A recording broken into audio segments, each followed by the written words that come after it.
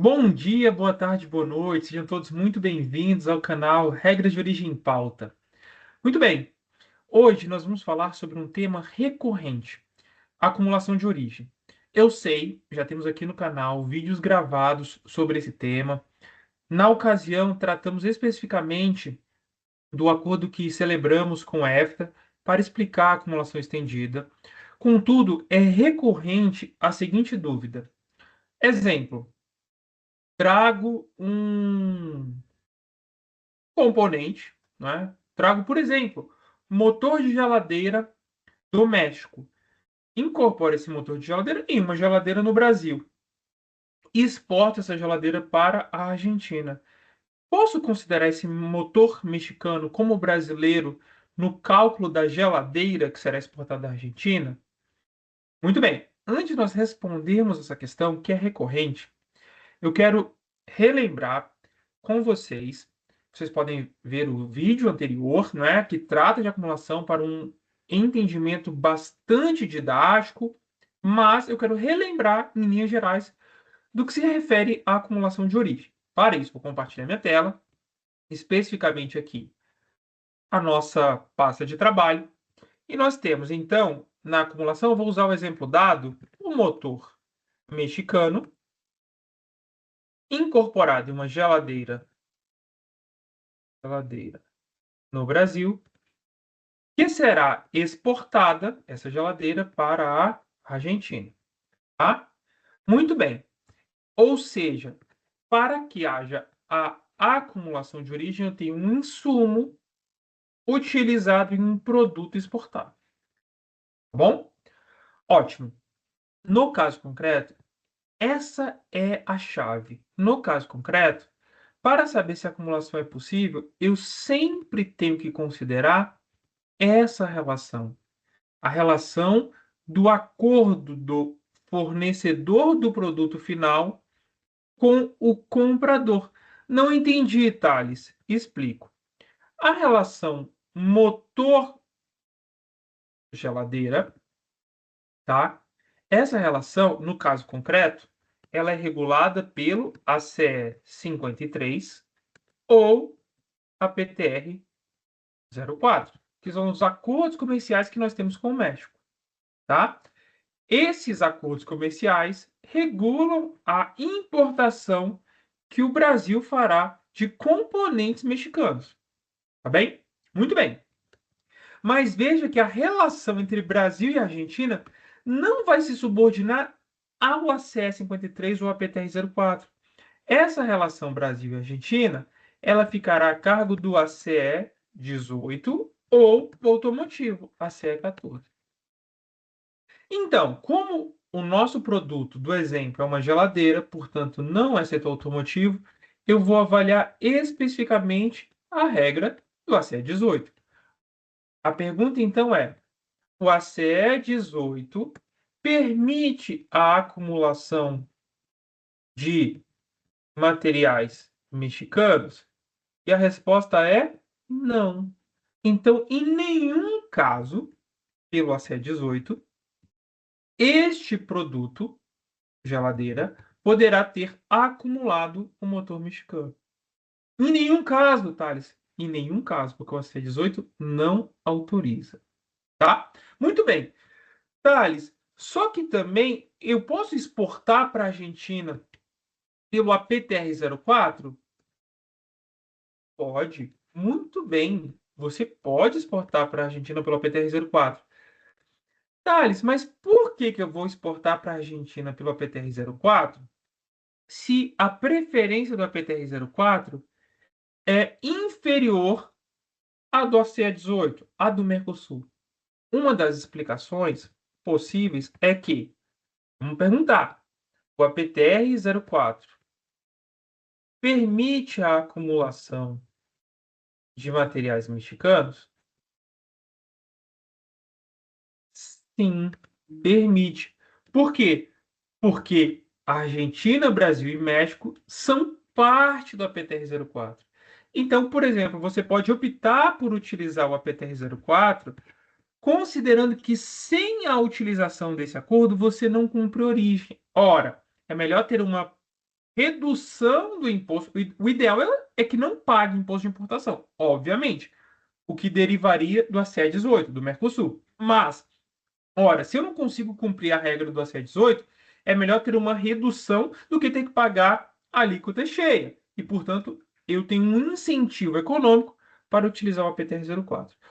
O ponto-chave é que vocês entendam que a utilização ou não de um insumo acumulado dependerá dessa dinâmica, da regra que se aplica entre país exportador, no nosso exemplo Brasil, e país importador, no nosso exemplo Argentina.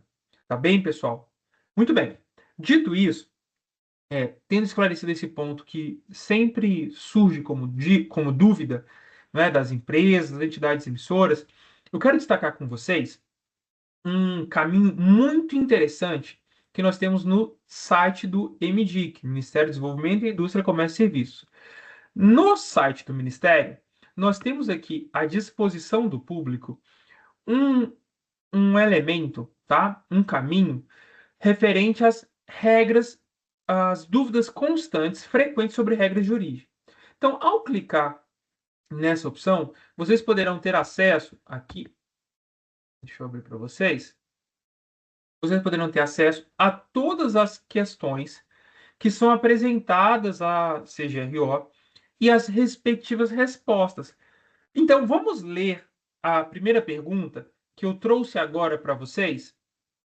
Vejam, em relação ao regime de origem, talvez eu possa aumentar, porque me parece que está pequeno. Deixa eu aumentar. Fique mais claro para vocês. Em relação ao regime de origem aplicável ao PTR-04 na importação de bens do México ao Brasil, na apuração do conteúdo regional de bem fabricado no México, poderão ser considerados insumos originários de outros países membros da LAD ou apenas do México? Em outras palavras, pessoal, eu estou usando a PTR-04, tá? Eu posso utilizar os insumos de todos os membros do PTR-04 para acumular? Posso, posso. Por isso que eu dei o exemplo. Olha, pelo AC18 eu não posso usar o motor de geladeira mexicano, mas pelo APTR-04 é possível, tá bom? Vamos ver a resposta da coordenação em relação a esse tema? Os insumos dos demais países da LAD poderão ser acumulados sob o amparo do PTR-04. Tá bem, pessoal? Eu vou continuar a discussão dessas perguntas, porque me parece que é interessante vocês verem na prática a utilização desse conteúdo, desse conhecimento disponibilizado pela CGRO. Então, vamos para a próxima pergunta. Os exportadores ou produtores podem delegar ao despachante a assinatura das declarações de origem? E aqui, para nós entendermos essa pergunta e podermos resolver com clareza, é importante nós avaliarmos, estudarmos em conjunto as provas de origem, tá bom? Então vamos lá, para que vocês entendam. Antes nós respondemos a questão, como sempre buscando a raiz, a origem da dúvida. Eu sou brasileiro. Para eu comprovar que eu sou brasileiro, eu apresento um passaporte. Assim como Thales possui um passaporte que garante que ele é brasileiro, a mercadoria brasileira possui um passaporte chamado prova de origem. Muito bem, pessoal. Então vamos lá. Vamos mudar de tema para nós abordarmos a segunda questão do índice de janeiro. A nossa ideia é que vocês tenham condições de entender, avaliar e responder satisfatoriamente todas as perguntas que foram formuladas para a CGRO. Então, eu tenho a prova de origem, que é a comprovação que determinada mercadoria é originária de originário de determinado lugar. Muito bem. Essa prova de origem, ela pode se dar de duas formas. Ou nós temos um certificado de origem emitido pelas entidades habilitadas, pela SESEX. Hoje, no Brasil, nós temos 47 entidades habilitadas. Ou nós vamos ter a prova de origem como declaração de origem. Thales, não entendi a diferença. Calma, vamos resolver isso juntos. Então tá, então vamos lá. Thales, exportador de... Vamos pensar. Calçados. Thales, exportador brasileiro de calçados. Thales, exportador brasileiro de calçados, irá até uma das 47 entidades habilitadas e vai pedir a emissão do certificado de origem. Tá bem? Muito bem. A entidade, eu vou marcar aqui em amarelo, ela é responsável por garantir que o produto é originário. Ótimo. Está claríssimo, Thales? Então, você, Thales, produtor de calçados, pede emissão de um certificado de origem para a entidade. Ela garante que o produto é originário. O que significa isto? Eu tenho aqui, eu vou marcar para vocês, o primeiro controle. Correto? Sobre a origem da mercadoria. Controle esse realizado pela entidade emissora. Muito bem. Agora, eu vou exportar esse calçado. Eu já tenho o certificado de origem, ele é originário. Eu tenho o passaporte da mercadoria. Ele vai ser exportado, por exemplo, para a Argentina. Chega na Argentina, a aduana da Argentina vai avaliar se esse produto de fato é originário. Portanto, aqui eu vou ter um, colocar, segundo, opa, quero colar. Eu vou ter um segundo controle. Eu tenho um controle da entidade, correto? Vou colocar até aqui em cima da entidade para ficar mais claro. E eu tenho um segundo controle da aduana, que vai dizer originário ou não. Muito bem. Essa é a lógica da certificação de origem, por meio do certificado. Muito bem. No caso da declaração de origem, eu retiro desse quadro a figura da entidade. Ele não existe esse personagem.